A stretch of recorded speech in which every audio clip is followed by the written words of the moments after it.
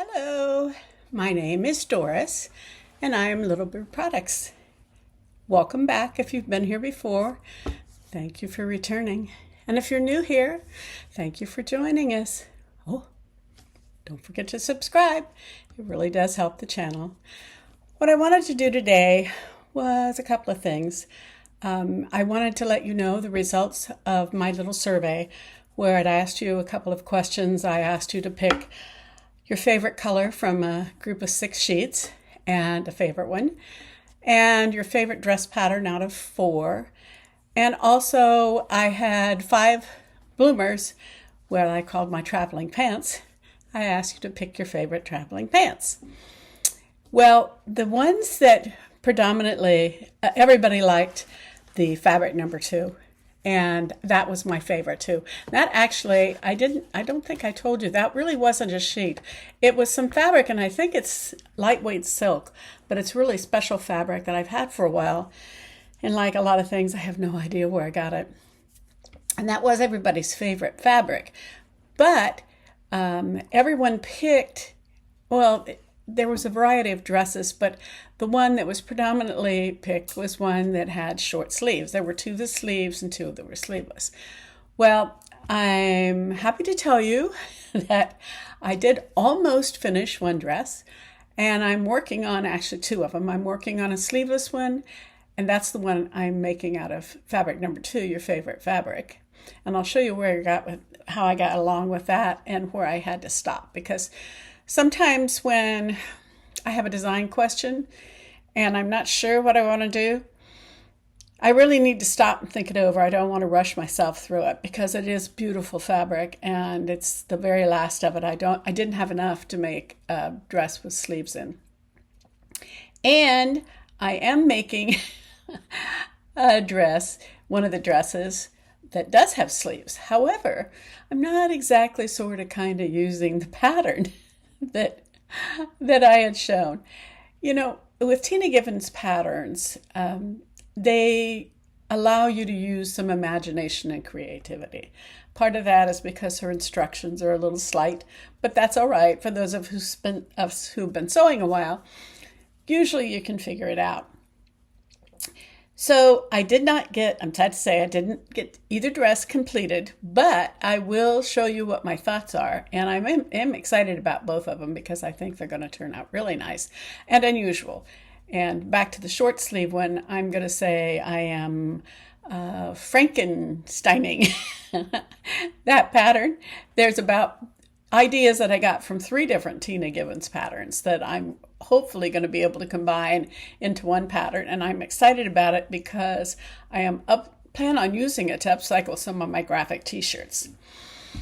But what I did get done is I did get one of my traveling pants, aka bloomers, finished, and that was the ones that you chose, the one that were navy blue and that had the Italy pockets on it. I will eventually get through all of them because I really love making the bloomers. But what I did today is, what will follow is a tutorial on what I did to make those. And I took it a little slower. It is a really easy pattern, and you'll see how easy it is. And I'll also show me dancing in the end so you can see exactly how it turned out. And if you have any questions about how to make one or something that I left out that you're not sure of, if you decide to get that pattern, or if you download the free pattern for the plinka pants, you know, it's a lot the same. And if you're making that and you'd like to have any input on it, just ask me a question here. The other thing that I wanted to do today is I had the opportunity this week to work with my sewing protege, my friend. She wanted a pair of the bloomers that I make so bad, but she wanted to learn how to make them herself. And that's fantastic. She does sew and upcycle, and she has her own Etsy store. It's the House of Upcycle. She does a lot of applique, not of a lot of original pattern sewing, but she's ready to learn that, and she's ready to take anything on. So I had her come over. I had to adjust the pattern a little bit, and I am going to be doing a recording, probably not this week, maybe next week, on how to upsize the pattern for the bloomers a little bit. I have an idea for how to do it, how to make them a little more comfy and a little more stretchy. It's kind of the way that I upcycle and upsize some of my pants. And I think some of you might enjoy watching that. It's not going to be difficult to do. I have a lot of, they're not really cotton, but they're kind of workout pants that just for some reason just don't fit me anymore. And I'm planning on taking pieces from the sides of that and upsizing my pattern and some of my bloomers to try them, because she happens to be a very statuesque lady. She's about 4 inches taller than I am as well, so she needs a little adjustments to the pattern. But she loved how her bloomers turned out. And the next time she comes over, because she does want to make another pair, she's going to make that pair completely by herself.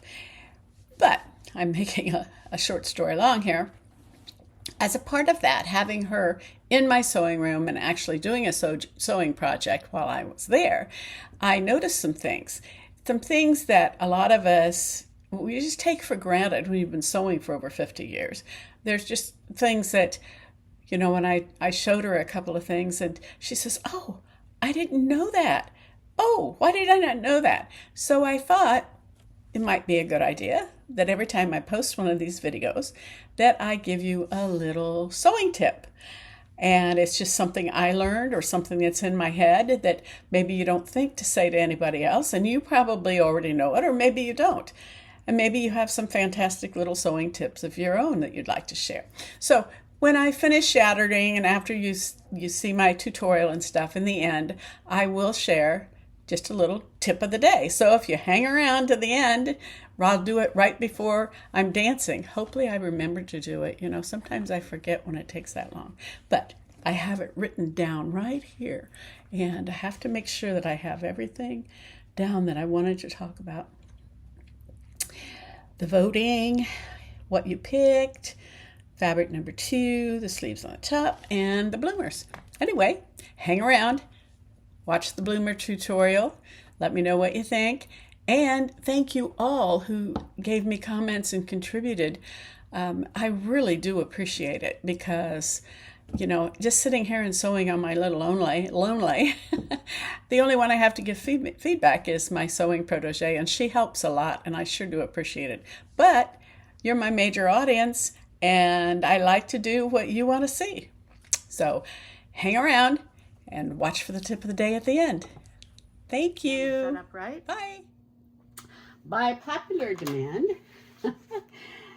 people liked the Italy pocket bloomers, and that was out of this navy blue sheet.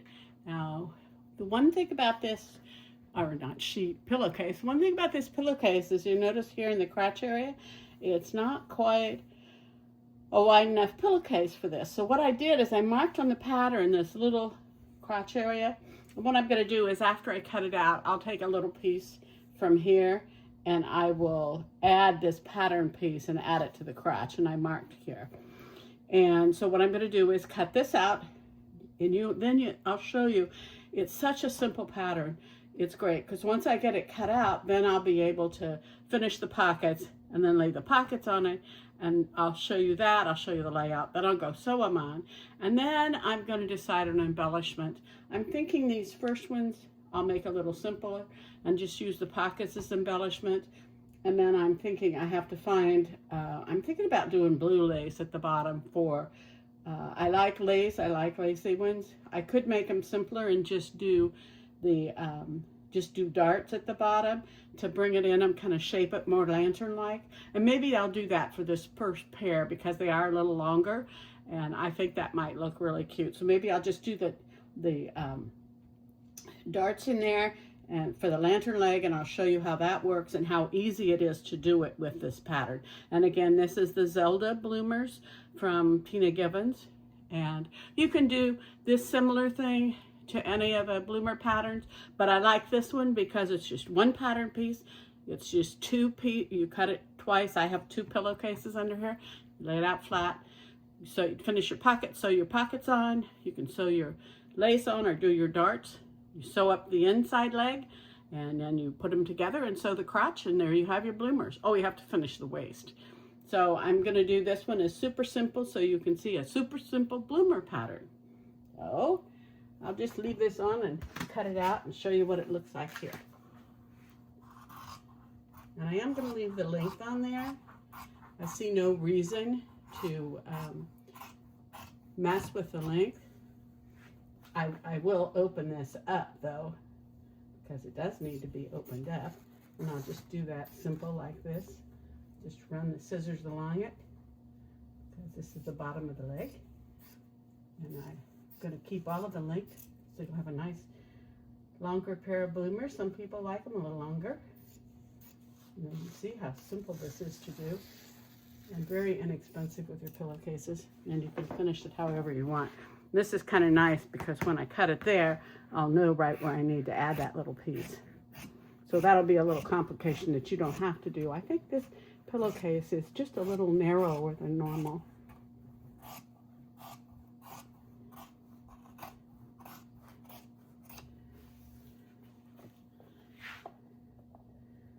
So that is pretty cool. So, other than that little complication of opening this up and adding that little extra piece in there, I'm going to open this up without having done that yet, just so I can show you what the pattern, what the bloomer pattern piece looks like, and talk you through the steps that I have to do next. So simple. We like the it's so easy method of doing things.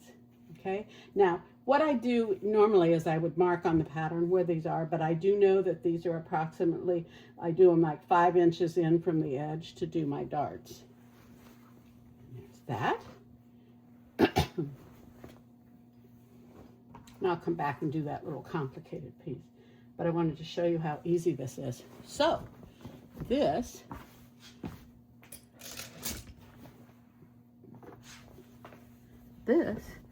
is one leg. The way you think of this, it's real simple to think about it. I taught my sewing protege how to make a pair of these the other day. We made a pair for her. And this, if you see right there, I'll pull it down and make sure you can see it on the camera. This, whoops, this is the side of the leg. This is the waistband. This is one leg. Now, what I have found is that if you do place the pockets approximately 9 inches down from the top of the waist, that's pretty good. So I'm going to show you here. Imagine that I had measured 9 inches down. That's approximately 9 inches. I'm going to go finish these pieces of fabric that I printed on for the pockets. I'll put this on this one leg, and then I'll put the other one on the other leg, and that'll be a side pocket. So I don't have to make the decision quite yet whether this is going to be the front and the back or the front and the back. And I try to make it that way because then when I try it on, I can decide how they naturally fall and how they look on me. That's just the way I do it. And this is nice because then you have the pockets right on the side of your leg. They're nice big pockets. I like that. I might give them a little more shape, but what I'm going to do too, because you know me, I don't like to waste anything. These are the pieces that I cut off, you know, for the crotch area. But if you look at these, what I normally do is I normally make my side pockets out of them. But if you look at this, you can see that they are approximately, see, there's plenty of material to be a lining for these pockets. I don't know if you can see that or not. See that? So I'm going to take these away, turn this upside down so it can have lining for the pockets. I might do it in such a way that I can kind of turn down the top and have that navy blue of this be the very top of the pocket, because I think that'll look really cute. And so I will have like virtually next to no waste on these bloomers out of a pillowcase. I think it's so fun. I love doing this. So I will come back later and show you what it looks like once I get this little bit of fabric taken care of for the extending the crotch, because the crotch would look a little funny if I don't do that. I'll extend the crotch and put the pockets on. Come back and show you what I do at the bottom. Now you don't need to do this step. No, you can just leave them you know, wide-legged. I just am kind of making them lantern leg because I may not put lace at the bottom of this, depending on how long it is when I try it on.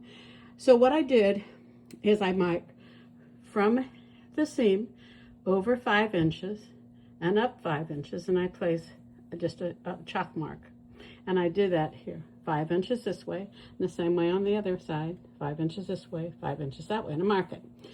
And so then what I do is I pinch it about 1 inch, and I put a pin this way. And then up here where this other mark was, the 5 inches up, I just put another pin because I'm going to put a dart. Now I'm going to show my sewing protege next week when she comes over to make her next pair of bloomers how to do this. She's intimidated by darts. She's never made them before. This is just my way of making them, and it's easy. You start here, and you just kind of go at an angle, and you gradually, by the time you get to that little dot, you're narrowed down and it's nothing, okay? And so what that does is when you put your leg together at the bottom, it just kind of pulls it in and it makes it kind of a lantern shape at the bottom. So I do that all the way along, inch, and then it goes up to nothing. So you'll sew along here and up to nothing. You do that all the way along. You do that on each leg, and that's the darts. I did finish lining my pockets, and I made a little mistake. You know, sometimes, no matter how long you've been sewing, I think I need something to eat. If you notice, the way I did this with Italy, I put the closure at the bottom instead of the top. So I think what I'm going to do is I'm going to go back and do a row of stitching so they match. Because this one, it would look kind of funny because the other pocket on the other leg, that's the top. That's one mistake I made. But actually, the other mistake I made is when I did it, I sewed them, instead of sewing them right sides together, I purposely put this right side, you know, to wrong side, because then when I turned it right side out, I wanted to turn it down at the top, but for some reason I thought if I turned it down, I needed to have that finished edge there, and I don't know where my head is this morning.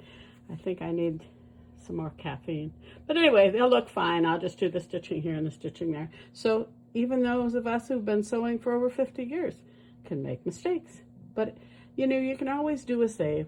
You don't have to, you know, just actually that's what makes you a better seamstress, sewist, creator, is when you make mistakes, it's recovering from them, how you rebound. And that's my story. I wanted to show you how they look. This is on the wrong side. See how they are? Right? And I always start sewing from this end, and then, you know, you pinch it like that, and then you sew in just to where you put that 5-inch thing. Now this is how they look on the inside. And let me turn this around. And this is how they look on the outside. Isn't that neat? Now you'll see when we sew this leg together how that creates the lantern shape. Now one of the things, just a snippet of hard-found knowledge, there's some of the Tina Gibbons patterns where she takes a little what I call poetic license, design, freedom, where she will do darts like this, but she'll do them on the outside so they're showing, which is kind of nice. It's what I call, it's a pattern designer or an architect's freedom of design. And it does create a little different look. It's kind of neat. I like it. I've done it on a few things before. One of the other things I wanted to show you is I do serge all my raw edges. Sometimes I leave it that way. The jury's still out for me for how I'm going to finish the bottom of these. Some of Tina Gibbons' patterns, when she does the bloomers, she'll put a band around the bottom here. I've done that before. I do like that. Sometimes I'll use a contrasting fabric. Sometimes if I have enough fabric left over, I will take pieces of that and put it along there for the band. What I may do with these to finish them off is just turn them under 1/4 of an inch and give it a little more finished look. I think these I'm going to have not so free, but now I have both legs done like this, and what these are ready for is they are ready for my pocket placement. And like I said before, I need to, pardon my camera thing, I'm holding it as opposed to having it on the stand, which is really kind of dumb, but it's lazy of me today. So I will mark down 9 inches. I will put the pocket directly across that and then sew around the pocket. That'll be attached. So then for all intents and purposes for what I'm going to do for these, I would be finished. But now if you were going to put applique or some extra fancy stitching or any of that kind of stuff, even down to if you were going to put lace on the bottom or a ruffle, what you could do is you could do that now, and then you just sew your seams together. So you don't have to do stitching around in a circle or any of that kind of stuff. You just do it while it's laying out flat like this. Because the next thing to do after we sew our pockets on is to put this together, right sides together, each leg, and you sew that short inseam. And then what we'll do is we'll put both legs together and sew around the crotch seam. So there's only 3 more stitching things after you put the pockets on. Okay, and I said that, but you have to decide how you're going to finish the bottom. You sew the inside short leg seams together. You put the 2 legs one inside the other and do the crotch seam.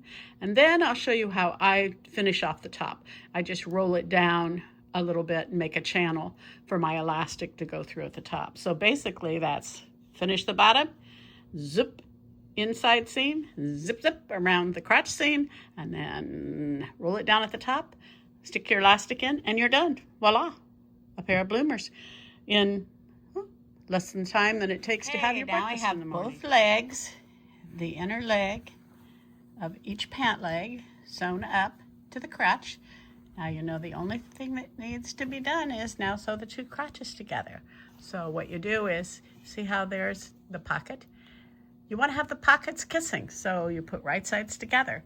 I'm going to put you up on my... What I have done is I've finished the crotch seam, turned it right side out, and I have decided very arbitrarily that this is going to be my front side, because you have to make that decision. Front and back are the same. I kind of like to see the Italy in the boot here, and I kind of like to see in the edge of this Italy here. Now I could have gone the other way, but I just decided this is what I'm going to do. And then what I did is I folded down the top to make a channel. See, that's a nice, the reason I did that is even though I'm going to use the skinny elastic to start, I want to leave the channel be big enough that if I want to put through 1/2-inch elastic later, I can do that. So what I'm going to do, I put two clips here so that I know that that's going to be the front.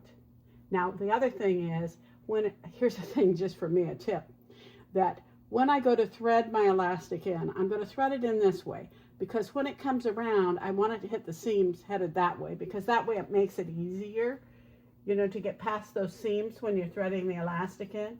That's just a tip for how you do it, and you want to make it to sure that this way over here is going the same direction so that the elastic isn't fighting it when you thread it through.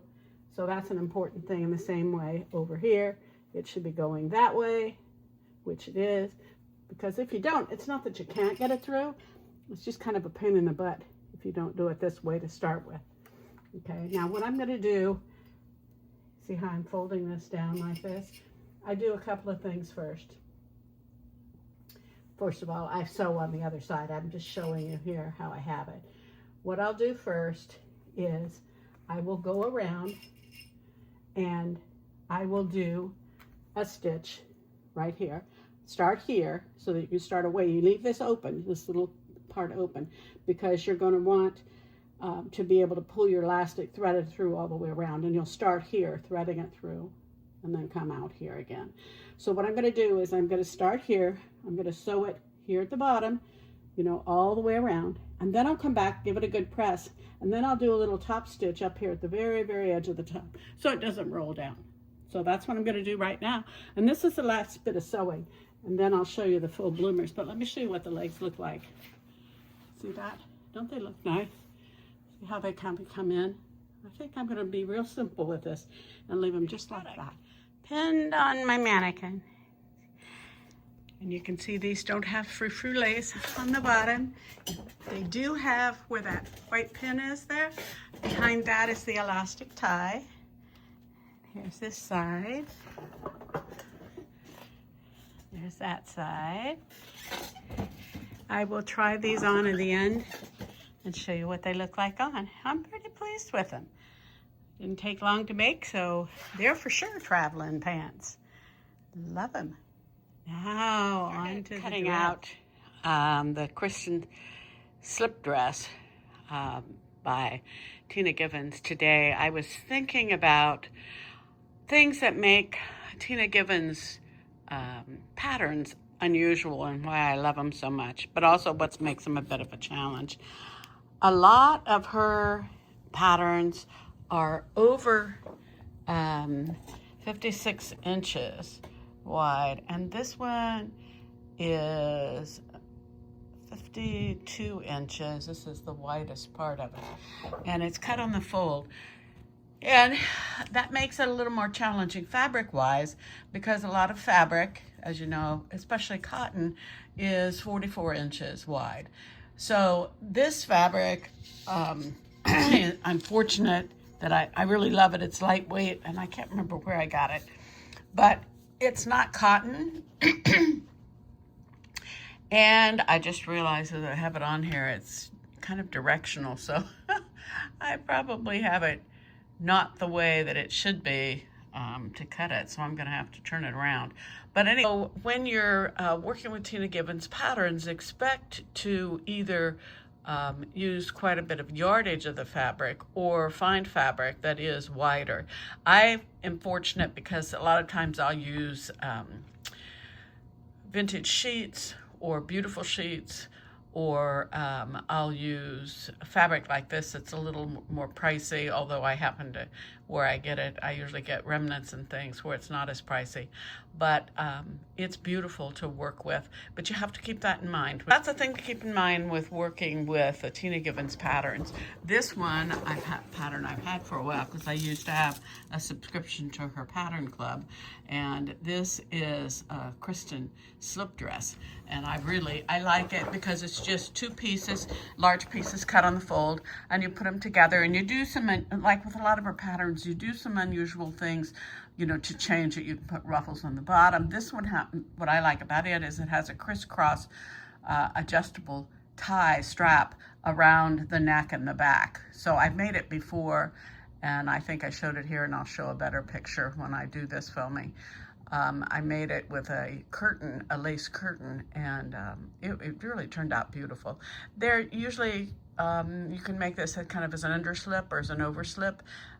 It works with the lag-in look, and if you haven't heard of the lag-in look, it's typically a layered way of dressing. Slip dresses can be worn under or over other things, jackets, other pieces, and it's just a different style. And I enjoy it, and it's a style that goes well with the bloomers. And I love, as you know, making the bloomers and wearing them, for they're very comfortable. Working on the Christian slip dress because I wanted to get it finished today. I decided that I need to not rush finishing it because of this. I have two options for the way to finish the bottom. I have this beautiful curtain with this, it's kind of a very lightweight, almost looks crocheted lace. And then I also have this cotton eyelet lace that I've used on my bloomers quite a bit. This cotton eyelet lace is just a little bit heavier because it's cotton. This fabric that everybody loved, they chose this as the fabric for the dress. It's very lightweight, almost feels like silk. I think it might be silk because it's definitely not cotton. I had some other design decisions that I need to make, and like I said, I don't want to rush it. But what I did want to do was talk about the pattern a little bit. So I won't get it made until probably I'll have it in the midweek review and show you what it is. But basically, it's really very easy to make, as long as you understand what the pattern is. There's a front piece, and it's definitely a front because it has a more V-neck. And you have to see how it's made. There's also a back piece, and it's definitely a back piece because it comes across the back. And if you look at these pieces, you see how it's curved here, and then it comes out, and this is open at the side. And then part of the design is you put a piece of 4-inch wide, lace or trim or whatever around this open edge, and so when it hangs down, it flows. And then also there is a 4-inch wide piece that goes across the bottom of the back and across the bottom of the front. Now what I'm thinking to do is to use this lace, and it's part of the curtain, for across the bottom because I like the lace look. And then the curtain itself, the sheer piece, use that for this binding that goes along the edges. It's probably easier to show you on the other edge because I don't have anything pinned there. If you look at how this is, see how that's open? It is hanging down. So that sheer piece would be along there and it'd just hang and flow. And I think that's what I'm going to end up doing. The other thing that's a little unusual about this, well, not quite unusual, but you know, she takes you through making your own bias binding to go around the neck and around the armholes. And what she does is she has you do a strange thing in the back that I'm not going to do. I'm going to actually put bias binding all the way around the front, around here, around the sides, and around the back. And I have this really nice bias binding in this sort of a creamish yellow color, and I think it goes really nice with this material. She also has you, for the straps in the pattern, she has you use leather. I don't like using leather on any clothes, and I'm not going to sew with leather. So I had this other white binding. It's actually, I serged the edge of it off. But after I got it made and I had the things pinned on here, the loops the way it's supposed to go, I decided I don't like that white. It's too stark against this. And you can't really see the color difference, but maybe you can here a little bit, this bias binding. So I'm thinking what I'm going to do is just take the bias binding, you know, stitch it down and make the straps here and the loops with that, because that'll give it continuity. And I'm going to use the bias binding across the back where she has you do this strange thing of folding it down 1/4 inch and 1/2 inch, but to the outside, so you're seeing the outside edges. But she also has you on this, she likes raw edges, so she has you leaving raw edges open. I'm more of a finished look person. I don't leave a lot of raw edges, so I'm going to use the bias binding along that. So I've made that decision. I have made this dress before, but it's been quite a while ago, and I used a sheer curtain panel with some lace around it. I really liked it in that, but this is such lightweight material. It's going to have a more it's going to be diaphanous, but yet you can't see through it. So you can wear this as a beautiful summer party dress when I'm finished. So that's what I'm working on with this. I did finish the bloomers. I'll show that here, but this is going to take a little longer. I have another dress with sleeves in. Almost everybody voted for a dress with sleeves. So I'm making that a little bit differently too. As you can tell, I use a pattern more as a guide as opposed to a definitive way of doing it. I usually make the pattern once, the exact way that it's listed. And for all of these Tina Gibbon patterns, I've made them the way she describes it at least once. And her instructions are not super detailed. And I found it difficult to find it too many patterns having been made up on YouTube, because her instructions are pretty, some of them are cryptic and they're lightweight and it's all just text. It doesn't show you a lot. So you have to kind of read through them a million times and figure it out on your own. But anyway, this is a nice pattern and it's not very difficult once you understand how the open edges are. So when I sew this up, I will walk you through what I did. So if you're going to make the pattern yourself, the Kristen slip dress, and you have any questions, I'm happy to answer those. But I am not going to rush myself to get this done this week for the sake of my video. And that's my story, and I'm sticking to it. I wanted to make the one Tina Gibbons dress that had the short sleeves on it. And when I went to find my pattern, wouldn't you know, I couldn't find it. But I did find pieces that I had cut out for the sides, which it takes 4 pieces with the sleeves on the side, and then the pattern I wanted to make. And then the front, there was a front and the back piece. So that was the piece of the pattern I couldn't find. However, I started thinking about it, and I've been looking for a way, a more, I say, refined way of upcycling a lot of the nice graphic t-shirts I have. So I got this idea. So I have this nice shirt that goes with, let me show you the color of the side panels of this sheet. At least I think it goes with the color nice. Okay, so this is the side panels with the short sleeve. So what I'm going to do is I'm going to take the other piece of this sheet that I have. I'm going to take and make a ruffle between it, I think, or maybe just a straight piece, because I do have another idea for, there's another dress that has gathers up the side, you know, where you can pull a drawstring and have it gathered, and I really like that look. So I was thinking about doing what I'm going to call a Franken-pattern for this. So I have other pieces of this sheet, and what I'm going to do is lengthen this with the other pieces of the sheet. So basically the dress will be laid out sort of kind of like the pattern is laid out, but it'll have this graphic t-shirt in the front and then of course in the back, and then it'll have pieces of the sheet in the bottom. And then what I'm thinking about doing is I'm going to put that drawstring detail, that once I get the dress assembled, drawstring detail on both sides, the front and the back, like they have it on the other pattern for the dress.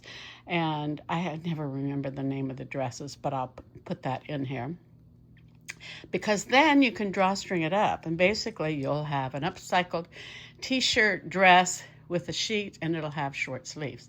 So I'm excited about that, because a lot of you liked, in the survey, you said you liked the tops with sleeves. And you liked sheet number 2, but I have another idea for sheet number 2, because there wasn't enough of it, really, that material, to do the sleeved portion. So I'm going to do a different top out of that. And I have that cut, and I'll show that here, and I'll show the video of that being made. But I was really excited about this when I had this idea. So we shall see. And as promised, here's my little sewing tip for the day. A lot of you who've been sewing for years probably already do this, but if you're new, maybe you haven't thought about it. If when you're sewing and you look at your presser foot, a lot of times, you know, with the home sewing machines, that presser foot, the width of it is 5/8 of an inch, which is the normal, you know, seam allowance. So if you take, and as you're looking at your presser foot and as you're sewing, if you keep that right-hand side of the presser foot along the line, the outside line of your seam, and to the left is the inside of your fabric, right? And you just line that up, that outside of that presser foot, right along the seam. That's usually about 5/8 of an inch. And it helps you sew in a straight line and keep your seam straight. So, practice that. Keep it straight. Don't put the left-hand side over it, because that just doesn't give you much to work with. So your 5/8 of an inch, you can see it. Most of your sewing machine plates have markings on it that show you where your 5/8 of an inch, half an inch, quarter inch, you know, those kinds of things, where those are. But I find it much easier to watch the presser foot than watch it guiding it across those markings on there. So anyway, for what it's worth, might be worth nothing, useless knowledge, but if you haven't tried it or you're having problems keeping your seam straight, that might help you. Tip of the day from Doris. Have a good one. Thanks for watching.